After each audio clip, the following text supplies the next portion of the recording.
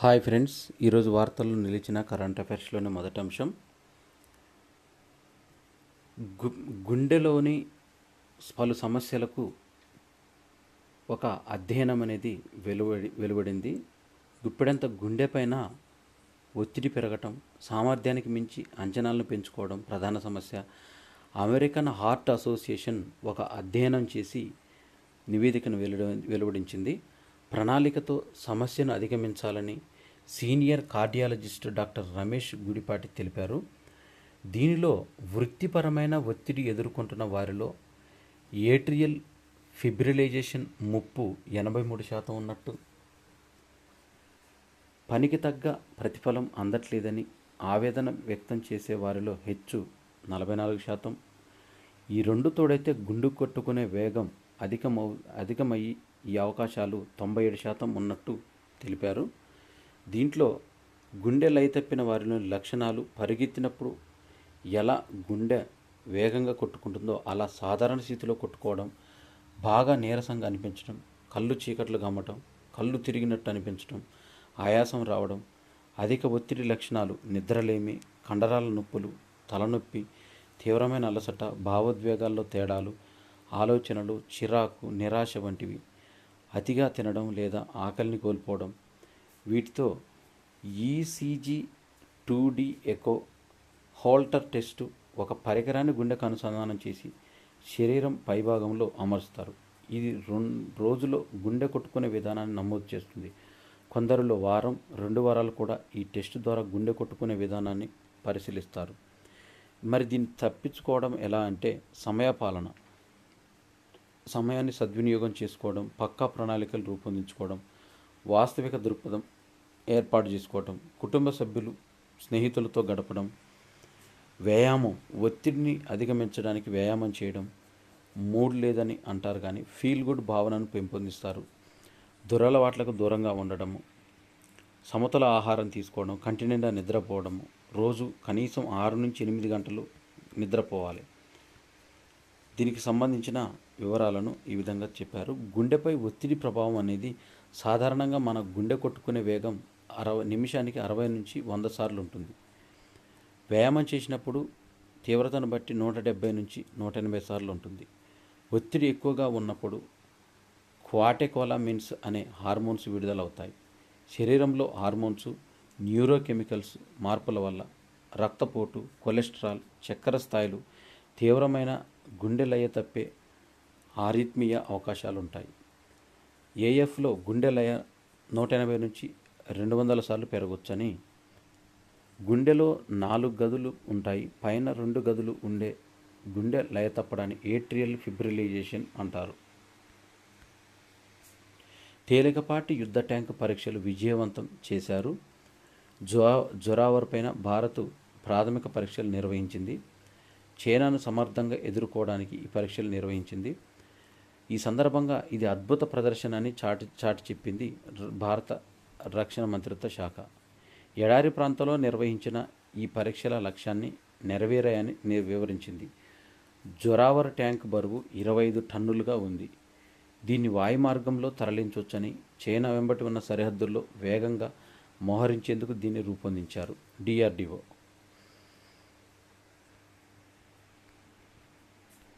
తెలుగు రాష్ట్రాలకు 2 వందే భారత్లు కేంద్ర మంత్రి కిషన్ రెడ్డి వెల్లడించారు.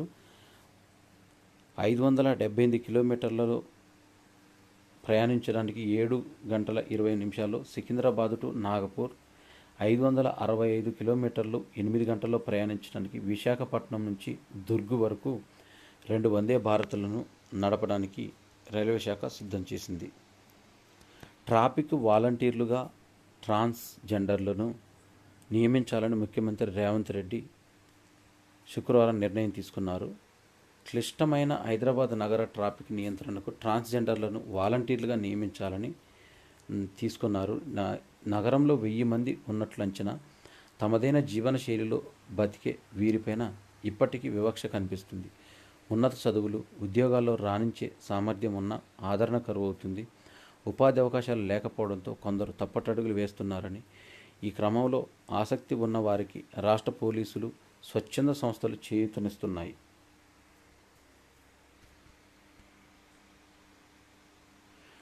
కుంగుబాటు, టీఎంఎస్ థెరపీతో లొంగుబాటు, మైగ్రేషన్, పక్షవాత రోగులకు సైతం ఉపశమనం నిమ్స్లో అందుబాటులోకి తీసుకొచ్చిన ల్యాబ్ 4 నుంచి 6 వారాల్లో దీనిపైన చికిత్స చేయనున్నారు. మంకీ పాక్స్ వ్యాక్సిన్కు WHO వరల్డ్ హెల్త్ ఆర్గనైజేషన్ ఆమోదం తెలిపింది. 18 ఏళ్లు పైబడిన వారిలో వినియోగానికి అనుమతి. ప్రస్తుతం మంకీపాక్స్ కేసులు బయటపడ్డ ఆఫ్రికా దేశాలతో పాటు ఇతర దేశాల్లో ఆ వ్యాధి ఎదుర్కోవడానికి ఇది కీలక ముందడుగని WHO డైరెక్టర్ జనరల్ టెడ్రోస్ అధనం పేర్కొన్నారు. తాజాగా నిర్ణయంతో ఈ వ్యాక్సిన్ గావి అలయన్స్తో పాటు యూనిసెఫ్ వంటి సంస్థలు కొనుగోలు చేయడానికి వీలవుతుంది. 18 ఏళ్ల వయసు పైబడిన వారికి ఈ వ్యాక్సిన్ను 2 డోసుల్లో ఇవ్వాలి. ఇంతకంటే తక్కువ వయసున్న వారికి కూడా ఈ టీకా ఇచ్చేందుకు అనుమతి లేనప్పటికీ వ్యాధి ముప్పు అధికంగా ఉన్న ప్రాంతాల్లో చిన్నారులు, యుక్త వయసు వారికి దీన్ని ఇవ్వవచ్చని WHO తెలిపింది. మహాసముద్రంలో ఆకాశమంత శక్తి సమీకృత శక్తి వనరులకు అట్లాస్ను ఆవిష్కరించిన ఇన్కాయిస్. మహాసముద్రం శక్తి అట్లాస్ను డైరెక్టర్ తుమ్మల శ్రీనివాస్ కుమార్ ఆవిష్కరించారు. భూమిపై ఉన్నట్టే సముద్రంలో అనేక పునరుత్పాదక ఇంధన వనరులు ఉన్నాయి. ఇవి లభ్యమయ్యే ప్రాంతాన్ని EEZ ఎక్స్క్లూజివ్ ఎకనామిక్ జోన్గా పిలుస్తారు. తీర ప్రాంతం నుంచి 200 నాటికల మైళ్ళ దూరం వరకు EEZ విస్తరించి ఉంది. DSR విధానంలో వరి సాగుకు రాష్ట్రం వెనకంజ ఉంది. ప్రయోజనాలున్న రైతుల్లో ఆసక్తి అంతంత మాత్రమే. చైతన్యపరచడానికి చొరవ చూపని వ్యవసాయ శాఖ విశ్వవిద్యాలయం నారు లేకుండా నేరుగా 10% ఈ కొత్త విధానాన్ని ఉపయోగించుకోవడానికి పంట పక్షం నుంచి 20 రోజుల ముందే చేతికొస్తుంది. సాంప్రదాయ విధానంలో 1 కిలో వరిని పండించడానికి 3600 లీటర్ల నీరు అయితే దీనికి 4125 లీటర్ల వరకు నీటి అవసరం ఉండగా ఈ పద్ధతిలో 30 నుంచి 35% నీరు ఆదా అవుతుంది. వాయు ఉద్గారాలను తగ్గించడంలో ఇది సహాయపడుతుంది. SSB డీజీగా అమృత్ మోహన్ ప్రసాద్, సంస్థ సీమాబల్ డైరెక్టర్ జనరల్గా IPS అధికారి అమృత్ మోహన్ ప్రసాద్ నియమితులయ్యారు. వచ్చే ఏడాది ఆగస్టు 31వ తేదీ వరకు అమృత్ మోహన్ ఈ పదవిలో కొనసాగుతారు. 1989 బ్యాచ్ ఒడిశా క్యాడర్ IPS అధికారి అయిన ఆయన ఇప్పటిదాకా CRPF ప్రత్యేక డైరెక్టర్ జనరల్గా ఉన్నారు. రెండో రోజు నింగిలోకి VLSR శ్యామ్ ఈ అస్త్రాన్ని పరీక్షించడం 2 రోజుల్లో ఇది రెండోసారి. ఒడిశా తీరంలోని చాందీపూర్లో ఉన్న ఇంటిగ్రేటెడ్ టెస్ట్ రేంజ్ ఇందుకు వేదికైంది. 2 పరీక్షల్లో క్షిపణులు గగనతలంలో తక్కువ ఎత్తులో వేగంగా దూసుకెళ్తున్న లక్ష్యాలను విజయవంతంగా నేలకూల్చాయని రక్షణ పరిశోధక అభివృద్ధి సంస్థ DRDO తెలిపింది. భారత సంతతి దక్షిణాఫ్రికా మాజీ మంత్రి ప్రవీణ్ గోవర్ధన్ కన్నుమూశారు. 75 సంవత్సరాల వయసులో. ఆయన కొంతకాలం క్యాన్సర్తో పోరాడుతూ మరణించారు. భద్రతా మండలిలో భారత్ శాశ్వత సభ్యత్వానికి అమెరికా మద్దతు తెలిపింది. 39 ద్వీప దేశాల్లో ఒకదానికి రొటేషన్ పద్ధతిపైన తాత్కాలిక సభ్యత్వం ఇచ్చే ప్రతిపాదనను సమర్థిస్తున్నామని లిండా గ్రీన్ఫీల్డ్ తెలిపింది. 6 బ్రిటిష్ దౌత్యవేత్తలపైన రష్యా వేటు వేసింది. రష్యా సమైక్య భద్రతకు ముప్పు పొంచి ఉందన్న భావించి వెంటనే వారికి అక్రిడిటేషన్ రద్దు చేశారు. Federal security services of Russia British embassy రాజకీయ విభాగానికి చెందిన 6 సభ్యులు గూఢాచారానికి పాల్పడినట్టు ఆధారాలు సమర్పించింది. మణిపూర్ అల్లర్లపైన దర్యాప్తు కమిటీ నివేదిక సమర్పణకు గడువును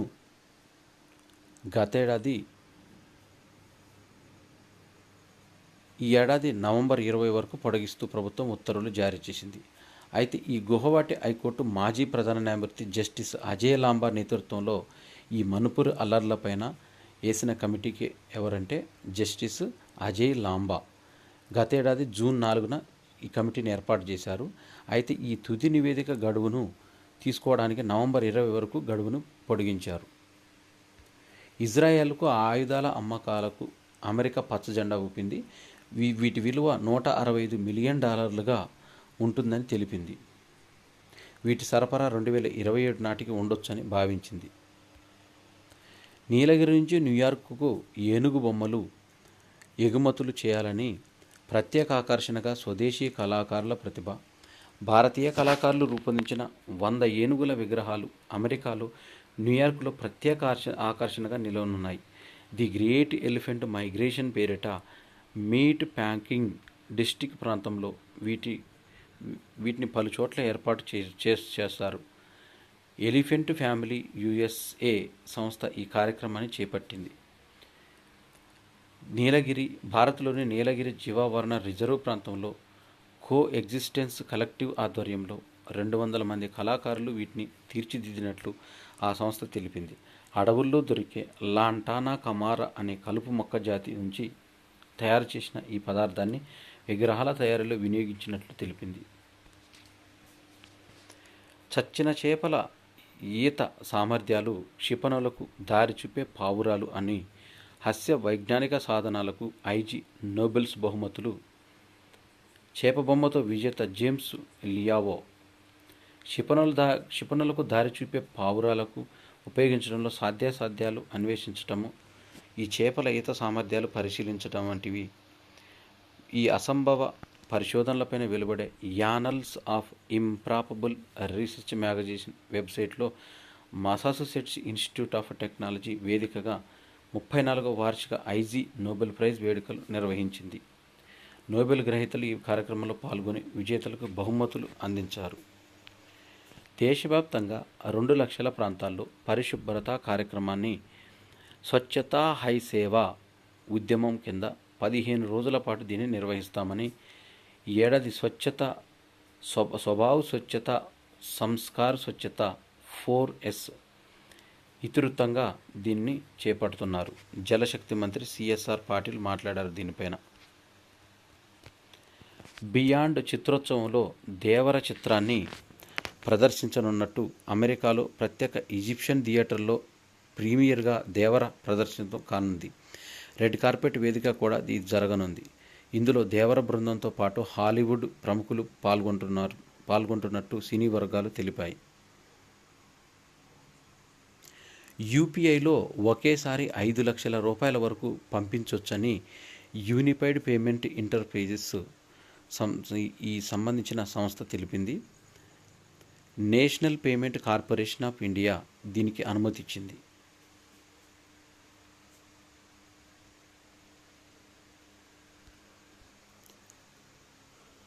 హంగేరీ రాజధాని బుడాపెస్ట్లో ప్రతిష్టాత్మక చెస్ ఒలింపియాడ్ అనేది జరుగుతుంది. ఈ చెస్ ఒలింపియాడ్లో బోధన శివానంద్ ఒలింపియాడ్లో ఇంగ్లాండ్ తరపున ఆడుతున్న ఈ భారత సంతతి బాలిక పలు విజయాలు సాధిస్తుంది. ప్రధాన క్రీడపైన టోర్నీలో ఇంగ్లాండ్ తరపున ప్రాతినిధ్యం వహిస్తున్న అతిపిన్న వయస్కురాలిన ఈ క్రీడాకారిణి బోధన చరిత్ర సృష్టించింది. జాతీయ సీనియర్ ఆక్వాటిక్ ఛాంపియన్షిప్లో తెలంగాణ స్విమ్మర్ వృతి అగర్వాల్ 4వ పతాకాన్ని దక్కించుకుంది. శుక్రవారం జరిగిన మహిళల 200 మీటర్ల ఫ్రీ స్టైల్లో ఆమె కాంస్య పతకం నెగ్గింది. ఇక రేసు ముగించి 3వ స్థానంలో నిలిచింది. హాషిక కర్ణాటక 2 నిమిషాల 6:49. అతిథి మహారాష్ట్ర 2 నిమిషాల 8.67 సెకండ్లు వరుసగా స్వర్ణ పతకం, రజత పతకం గెలిచారు. వర్షిత్ దోలపూడి తెలంగాణ వరుసగా రజత, కాంస్య పతకాలు సొంతం చేసుకున్నారు. CPM ప్రధాన కార్యదర్శి సీతారాం యేచూరి 72 సంవత్సరాల వయసులో 2024 సెప్టెంబర్ 12న ఢిల్లీలో మరణించారు. పుచ్చలపల్లి సుందరయ్య తర్వాత CPMకు నేతృత్వం వహించిన 2వ తెలుగు వ్యక్తిగా ఆయన పేరు పొందారు. ఈ పదవిలో ఉండగా కన్నుమూసిన తొలి నాయకుడు ఈయనే. 1952 ఆగస్టు 12న మద్రాసు, చెన్నైలో యేచూరి జన్మించారు. 2005 నుంచి 2017 మధ్య 12 ఏళ్ల పాటు రాజ్యసభ సభ్యుడిగా సేవలందించారు. 2015 ఏప్రిల్ 19న విశాఖలో జరిగిన పార్టీ సమావేశంలో ప్రకాష్ కారట్ స్థానంలో సీతారాం యేచూరి జాతీయ ప్రధాన కార్యదర్శిగా అయ్యారు. 2018, 2022లోనూ ఆ పదవికి తిరిగి ఎన్నికయ్యారు. ఎలాన్ మస్క్ నేతృత్వంలో అంతరిక్ష సంస్థ స్పేస్ ఎక్స్ అంతరిక్షంలో తొలిసారిగా ప్రైవేటు స్పేస్ వాక్ను నిర్వహించింది. పొలారిస్ డాన్ ప్రాజెక్టులో కింద ఫాల్కన్ 9 రాకెట్ ద్వారా సెప్టెంబర్ 10న 4 అంతరిక్షంలోకి వెళ్ళారు. వారిలో ఒకరైన ప్రముఖ వ్యాపారవేత్త జేర్డ్ ఇస్సాక్మన్ సెప్టెంబర్ 12న తొలుత క్యాప్సూల్స్ నుంచి బయటకు వచ్చి స్పేస్ వాక్ నిర్వహించారు. ప్రొఫెషనల్ వ్యోమగాములు కాకుండా అంతరిక్షంలో స్పేస్ వాక్ నిర్వహించిన తొలి వ్యక్తిగా ప్రముఖ వ్యాపారవేత్త జేర్డ్ ఇస్సాక్మాన్ చరిత్ర సృష్టించాడు. ఆసియా పసిఫిక్ సభ్యదేశాల చైర్మన్గా కేంద్ర పౌర విమానయాన శాఖ మంత్రి కింజారపు రామ్మోహన్ నాయుడు ఎన్నికయ్యారు. ఢిల్లీలో జరుగుతున్న 2వ ఆసియా పసిఫిక్ మంత్రుల స్థాయి సదస్సులో 2024 సెప్టెంబర్ 11న ఆయన ఏకగ్రీవకంగా ఎన్నికయ్యారు.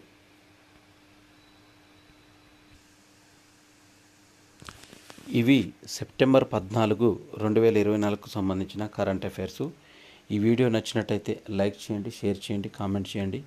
నా ఛానల్ సబ్స్క్రైబ్ చేసుకోవడం ద్వారా నేను చేసే వీడియోస్ అన్నీ మీకు నోటిఫికేషన్ రూపంలో వెలువడతాయి. Thanks for watching.